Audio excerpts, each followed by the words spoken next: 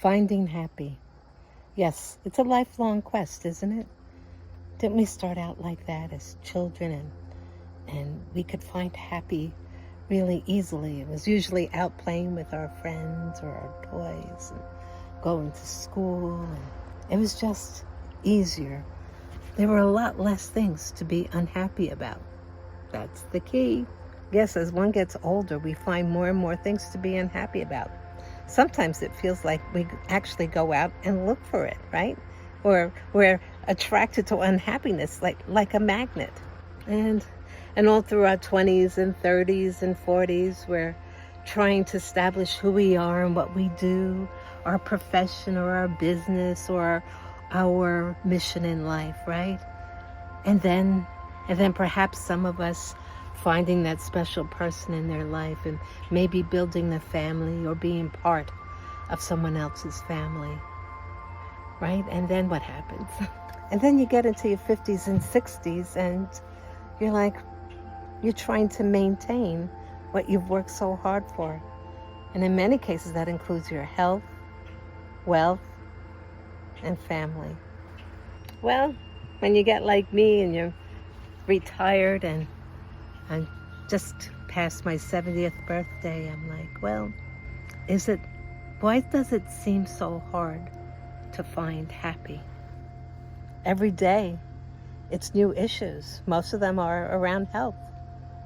Honestly, after you're 50, things start to break down a little bit. That includes bones and joints and hair or no hair, and other issues with your body. And you push forward and you push through it. At the age of 60, they can sometimes get a little bit more serious. And unfortunately, most of us, like me, wait till you're that age to do something about it or be more proactive. Now, before I beat myself up, at least I was proactive in my 60s. At least I did something, and I'm really happy about that. I did things like go keto. I had weight loss surgery. I've really started focusing on my body and trying to add more life to my years instead of just years to my life. And if it's not that, it's something else. It's something else. It's a new pain. You wake up and you're like, where did that pain come from?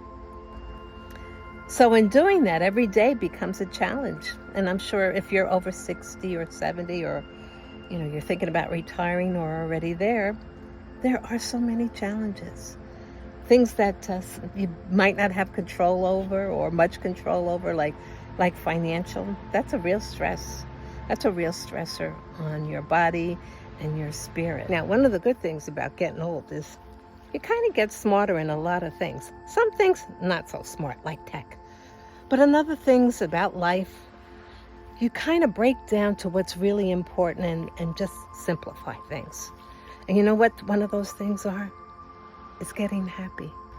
Now, unlike the rest of my life where I just thought that I had to do things and buy things or create things or work for things to be happy. Yeah. Until one day in the ripe old age of 70, I realized that you don't get happy. You choose happy. Yeah, you choose it. Once you choose it, you are it. You are it. It doesn't come find you. You don't buy it. You don't get it from others. It comes from you. It's you choosing to be happy despite anything, despite your aches and pains and your hardship, your circumstances. I mean, we all go through them. And yeah, some of you have more than I could possibly bear. But how shall we bear these things? Shall we bear them in sadness or remorse or just disdain of our life and things and wishing and hoping for better? When we can choose better right now. Just earlier today, there was a Facebook post about a gentleman who was scared. He posted in a support group because he had a problem with his eye. He has retinopathy and it was bleeding and he was really scared. He had 3 kids, told us about that. And I could tell he was reaching out for someone to help him get over the fear maybe, to get over the realization that unfortunately we do have some of these things that we have to deal with. It's then that I realized that we can choose how we feel. We can choose if we're going to go in with a fighting attitude, talk to our bodies and to our minds and self-talk, all that stuff, visualization. We could do that, or we can just succumb to the evils and the hardships of the world. And that's not a good choice. No, it's not a good choice. Like, this is a good choice. Walking in my woods and letting my mind choose peace. And you know what he did in turn? He gave me a wonderful gift. He says, "You sound like this." And it was a small video clip from The Chosen, which I had no idea what it was about. I guess it's a series. And it was Christ himself. I think he was talking to Paul. And Paul wanted a miracle. He wanted a miracle for himself. Looked like he was, crippled or didn't walk well and couldn't understand. Why can't you just perform a miracle for me? You know what Christ said? He's like, hey, you could do this yourself. You know who he sounded like? My mother. He sounded like an Italian mother. You go to forever. No, you can do it. You can do it. Go. We'll throw you out the door. Yeah, you got it. Don't mean to make light of it, but why not? Why not? Hey, life is terminal. That doesn't mean you have to make it terminal every day. Here I'm thinking I'm giving someone a lesson and helping them. And they helped me. I cried for hours. And then while I'm wiping away my tears, I felt exuberant. I felt happy. I chose happy. I wanted to be happy, so I chose it today.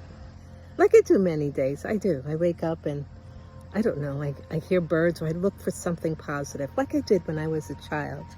I would wake up and then I would look for one good thing for me to go to school, because I was looking forward to it and I couldn't wait for it to happen.